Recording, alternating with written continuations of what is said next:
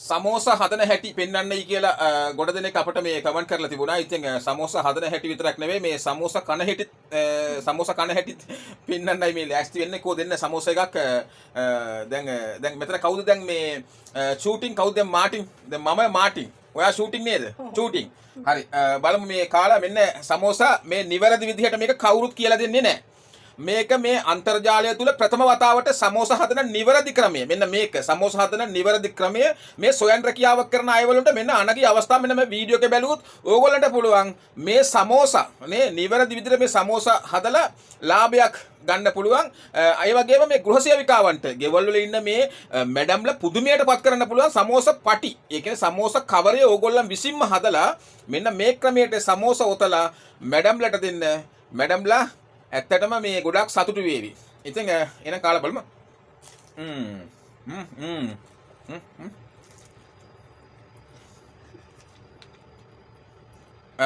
මස් නේද?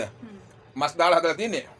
ඉතින් මේක ඇත්තටම මේ එන සොෆ්ට් මේක. මේ කවරේ ගොඩක් සොෆ්ට්. ඒ වගේම කර කර ගාලා විකිනවා. සද්දේ. සද්දේ.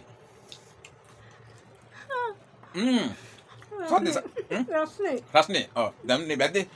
ඉතින් එහෙනම් අපි යමුද වීඩියෝ එකට. මේ සමෝසා කොහොමද මේ පටිය කවරේ කොහොමද හදාගත්තේ?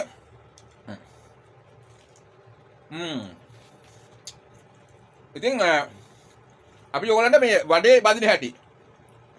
ඕන දැන් සමෝසා මේ දිනේ සමෝසා හදන හැටිත් ඔන්න දැන් මේ වීඩියෝ එකෙන් පෙන්නනවා. ඒ වගේම ඊළඟට අපි රෝල්ස් පොඩි රෝල්ස් හදන්නේ කොහොමද? මේ ලාභයක් ගන්න පුළුවන් වෙන්න. අනිත් එක මේක මේ අපි මේ රහස් හංගගෙන එහෙමනේ සමහර අයවලුන් දැන් මේක හරියටම කියලා දෙන්නේ නැහැ. මෙන්න මේක අපි හරියටම කියලා දීලා තියෙන්නේ. එහෙනම් අපි යමු වීඩියෝ එකට.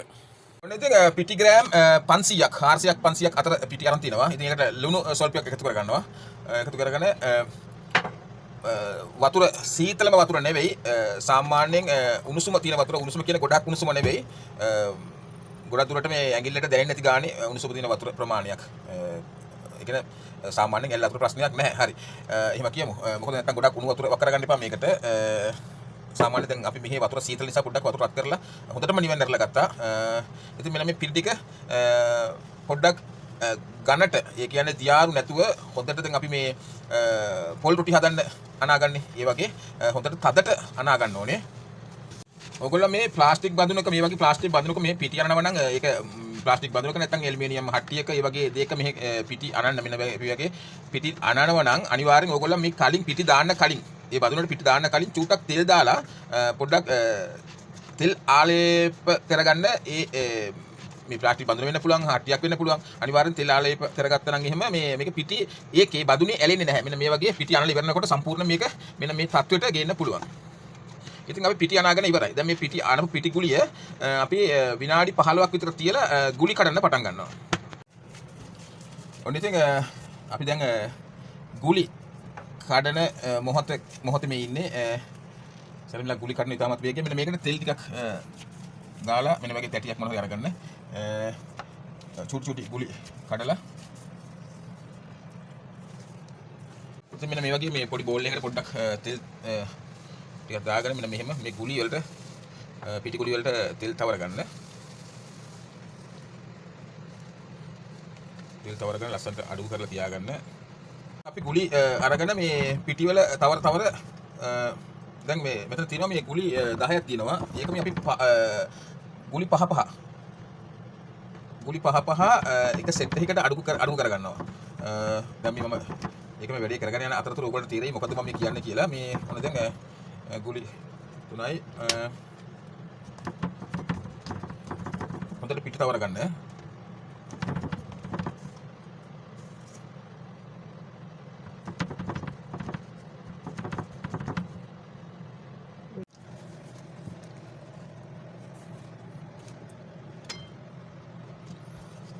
පිටි තවර පොඩ්ඩක් ඔය ගානට රවුමට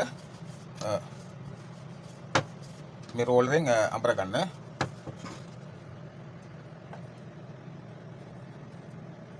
වැඩිපුර පිටි තවරනු ප්‍රශ්නයක් වේවිද? එහෙම දෙයක් නම් වෙන්නේ නැහැ. පිටි තවර ගන්න.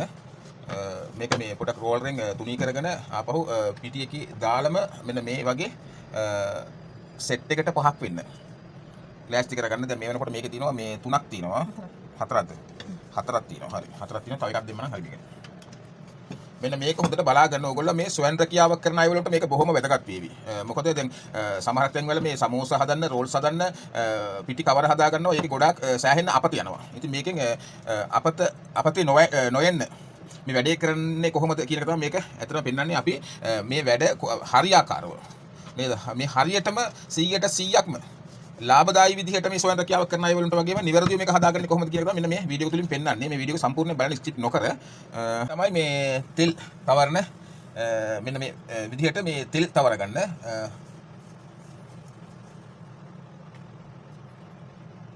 අනිත් පැත්තත් පෙරලලා තෙල් තවරගෙන මේක දැනකට අඩුක කරගන්න. මෙන්න මේකේ මේ පිටි රවුම් පහක් එක තැනට අඩුක කරගන්න. ඔන්න ඉතින් ඊට පස්සේ කරන්න ඕන දේ තමයි මෙන්න මෙහෙම මේ අතින් හොඳට මේක පොඩ්ඩක් තද කරලා තුනී කරගන්න ඕනේ. මැදත් එහෙම හොඳට මේ තුනී කරගන්න ඕනේ මේ මැදත් එක්කම. ඊට පස්සේ මේ සමහර වෙලාවට ඔහොම කරනකොට යට තියෙන එක කොට වෙන්න බලනවා. ඒ නිසා අනිත් පැත්ත පෙරලලා දැන් කොට වෙලා තියෙන ඒ පිටි ගුලියත් ඒ කොන් ටික හදාගෙන අතින් තුනී කරගන්න ඕනේ. ඊට පස්සේ මේ රෝලරේ ආධාරයෙන් හරි රවුම එන විදියට ලස්සනට තුනී කරගන්න ඕනේ.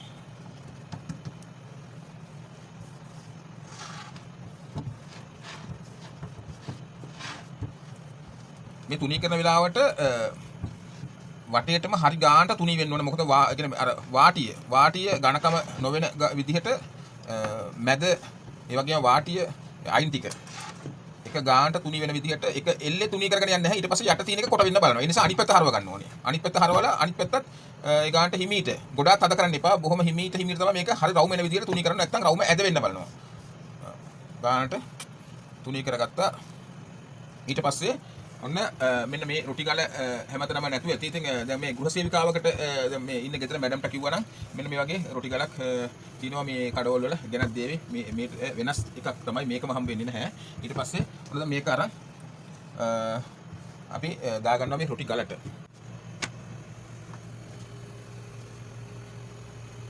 දැන් මේ ගලේ දාලා තියෙන ගොඩක් වෙලා තියන්නේ නැහැ. මේකේ මේ උඩ පැත්තේ මේ පාට තැම්පිච්ච පාටක් එන උඩි පැත්තෙන් ඒ වෙනකොට මේක අනිත් පැත්ත හරව ගන්න ඕනේ. අනිත් පැත්ත හරවලා අනිත් පැත්තත් සක් කරගත්තා. පිච්චෙනකන් ඉන්නේ නැහැ. ඒ කියන්නේ මේ රන්වන් පාට වෙන්න කර වෙන්න එහෙම වෙනකන් ඉන්නේ නැහැ. මේක මේ අනිත් පැත්ත පෙරලන්න ඕන කියන එක අපිට දැනෙන්නේ අර අමු පෙනුම නැතුව යනවා මේකේ. එහෙම වුණාම අනිත් පැත්ත පෙරලන්න ඕන වෙලාව හරිය කියන එක.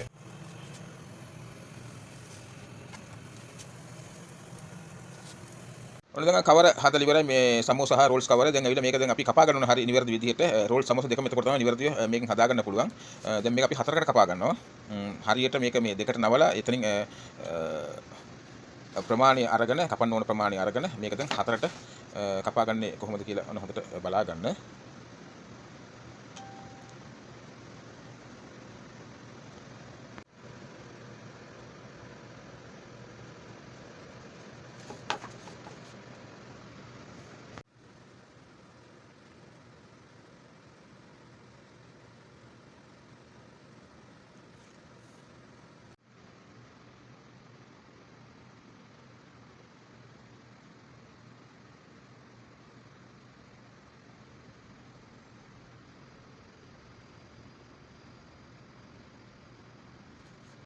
දැන් මේ සමෝසා කරිය මෙන්න මේ ක්‍රමයට මේ මස් දාලා හදලා තින්නේ. දැන් මේ දැන් සෞදි දෙවල් වල මේ කීමා කියන්නේ මේක මේ ක්‍රමයට හදාගන්නේ. හදාගෙන නේ තමත් ලේසි මේ ක්‍රමය ඇවිල්ලා පිටි අපත යන්නේ නැහැ. කැපිලා නැත්නම් කැපිලා අයින් වෙනවා. අපි අර පටිය හදාගත්තොත් කැපිලා අයින් වෙනවා. ඔන්න දැන් මේ ගානට තමයි මෙන්න තියෙන්නේ. මේ තියෙන්නේ උලා ගන්න. මේ ගොට්ට හදලා අපි වෙනම අඩුව කරගෙන තින්නේ. ඒක ලේසි. දැන් ගොට්ටක් දිග කරගත්තා. ඒකට ඔන්න පුරව ගන්නවා.